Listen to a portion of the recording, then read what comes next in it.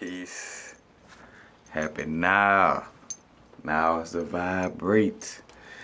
Not too far in the future. Not too far in the past. Right now. I want to speak on another movie that I just watched. Miss Peregrine's Home of Peculiar Children. That tongue. Peculiar or peculiar, however you like to say it. But Miss Peregrine's Home of Peculiar Children. Basically, this is another movie where it's just hitting on some based on so much esoteric knowledge, and I just want to, bring it up a few things on it, and just the fact that y'all should check it out, you know what I'm saying? But it deals with time loops. It deals with magics of all kind of sorts. Matter of fact, it's basically like Miss Peregrine is a woman almost like Xavier on X-Men, where she basically houses a bunch of, peculiar, people with gifts, of spiritual gifts, what have you know what I'm saying? And basically, they live in a little house or whatever, and they live in a time loop where basically they stay in a loop of time from 1943. And she has like some type of device where, as a matter of fact, if something happened where the Germans is in a time where war was going on or whatever, and the Germans were about to bomb the little area that they stayed in, but they always go back to the little loop and bring it back in time so they could basically live forever. But I just thought about, I want to bring up some of the interesting characters they had in the movie, that kind of let you know that this person who created it too, you know what I'm saying, know a little something. But got one character called Enoch. As soon as I heard the name, I'm like, oh, all right, Enoch, all right. And he was like a cold-hearted person, low-key had the compassion, but a cold-hearted person, but that could bring dead things to life. You know what I'm saying? And put life into lifeless objects, you know what I'm saying? You think of the book of Enoch with the fallen angels, you know what I'm saying?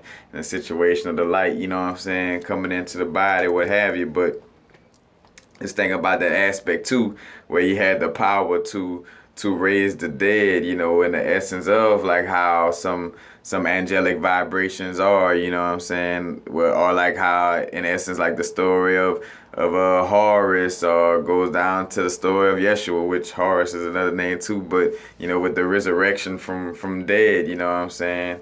But the book of Enoch deals more with fallen angels, you know what I'm saying, with that situation.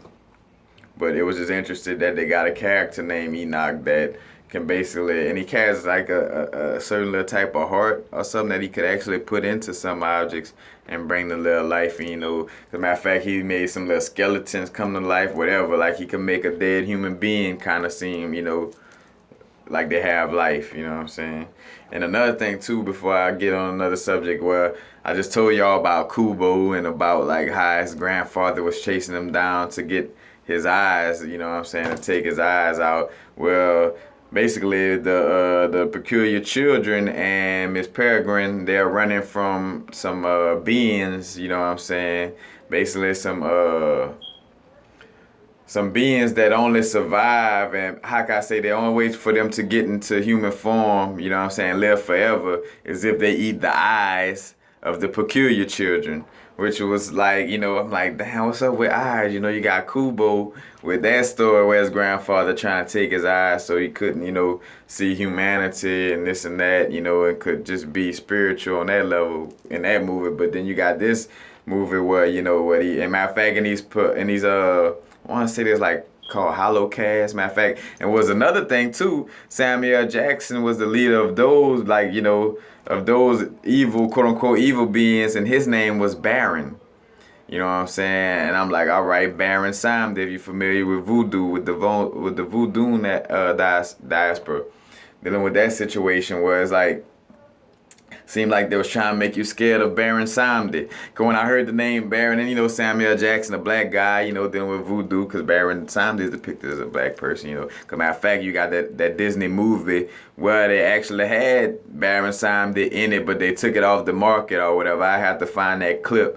But it's like a voodoo person with a white skull painted face or whatever, you know what I'm saying? And that was in the Disney cartoon movie. Like I said, I think they even dropped that movie. You could probably go look it up though. Go look for a Disney movie that was unreleased dealing with voodoo or with, either Papa Legba or Baron Sam, then you'll find that. But they got the character Baron, you know what I'm saying, which is considered somebody evil in the story. So I kind of looked at that like, why Baron gotta be evil, you know what I'm saying? But just peeping out that dynamic, like Baron, voodoo, trying to make you scared of that and that aspect too, still, you know what I'm saying? But had that aspect, and then you also had a kid named Horace. And it was funny, like in some cases I'd be laughing to myself like pulled in, cause no slack, like they just straight up with the names and stuff like that, but which is a good thing, cause these movies not only are, how can I say, they are being pushed because of the fact, like how can I say, these movies are being created because of the vibrations trickle down. Whoever wrote this, they caught the vibration of this story from wherever, what I'm saying, felt the need to come out with it, and also because of the fact that this is what's going on now, so you're going to start seeing more movies deal with the esoteric knowledge and with spiritual knowledge, you know what I'm saying? Because that's what's going on, the rapture, you know what I'm saying? That spiritual, that there's a vibration, the rapture that's going on. There's a vibration that's, raising, taking away the veil, you know what I'm saying, of this physical matrix and raising vibrations as well, you know what I'm saying? But they had Horace in the movie, which he had, his power was having prophetic dreams. The pineal gland, dreaming, DMT, lucid dreaming, all that has to do with your pineal gland, or AKA the Eye of Horus. So it's no coincidence that the character Horace, and matter of fact, and everybody, they would sit down and watch his dreams too. Like they sit down in a little room, and his eye, they connected like a little thing, and I think it's to his right eye on this, which the right eye is tied to the left brain. So I was like, I wonder if they was trying to make that connection, or they just was like, any eye, we don't care. But, because usually, the left brain would deal more with, like, how could I say, with intuition, like a prophetic dream or something like that. But he was projecting his dreams through his right eye, and he was watching it on a little screen like a movie or whatever. But yes, Horace dealt with prophetic dreams, and he basically the dreams were displayed from out of his right eye, onto a little screen. He also had these characters, some little twins. Little twins, they covered the whole movie. You don't even know what their powers are or what. They just little twins. You don't know nothing about them. To the part at the end where, like a little somewhere fight scene where they trying to, matter of fact, to stop Baron, you know what I'm saying, and these greys. Because matter of fact, there's like some tall, evil looking greys that would eat the eyeballs, along with Baron. And because Baron's job, they was trying to become mortal. Like I said, they was trying to get a human body, human vessel, while still being immortal, you know what I'm saying? So they had to eat, a bunch of eyes and revamp their vibration, because that's what he was after, to get the children, you know what I'm saying? Also, or to get to Miss Peregrine, because she was a certain type, I forgot the name for her, but she was like a certain type of entity where they change into birds and they control time loops. And by having that power, you know what I'm saying, like Baron was trying to harness that power, that time loop situation, so that he could get immortal life, you know what I'm saying? But the twins, back to the twins, you don't see the twins to the end when they fighting the big gray looking, evil little entities eating the eyes or whatever. And the twins were basically, they at the end pull off their masks, and they like had like gray kind of like scary looking faces. But they had the power of Medusa, you know what I'm saying, where they took their stuff off instead at the person just turned into stone, you know what I'm saying, and fell apart or whatever. But the twins had the power of Medusa, like if you look into their face and eyes, they would turn you into stone or whatever.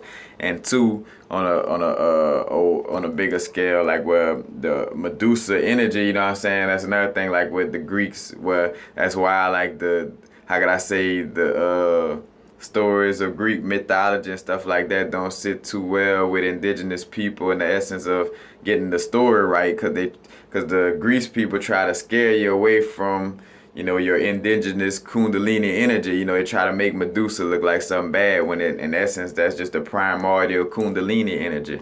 The snakes on her head everywhere, you know what I'm saying?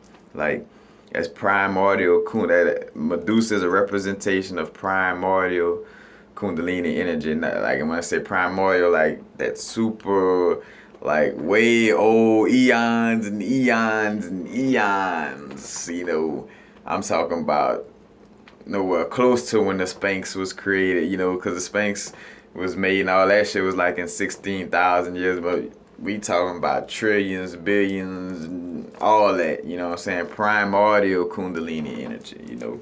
But matter of fact, the twins have that Medusa energy, and like I say, Medusa had the snakes, that Kundalini raising, you know, from out the spine, you know.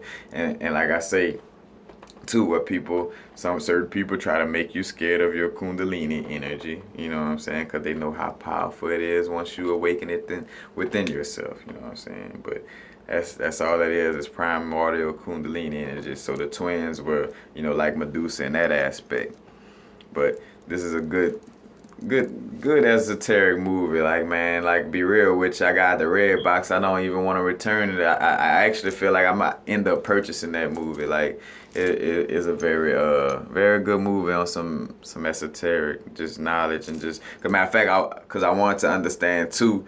Cause like when movies got like stuff like time loops in it and stuff like that, I be trying to understand how they work, you know what I'm saying? Cause, you know, understand how they work, I could make it happen, you know, in this reality, in this matrix reality. If any of us, we know, if we understand how that time travel work, you know what I'm saying, we could make that work, you know, within ourselves, and harness that energy and use that power ourselves just by observing it and learning how to do it, you know what I'm saying? Which is very interesting. That's why these movies and books and stuff exist, to remind us, you know, of who we are, and to help us get back to that, you know what I'm saying? So in some cases, with some of these movies dealing with esoteric knowledge, where it may have a little propaganda to throw you off, it also has a lot of truth, or a lot of stuff that's going to help, you know, raise your consciousness also, you know what I'm saying?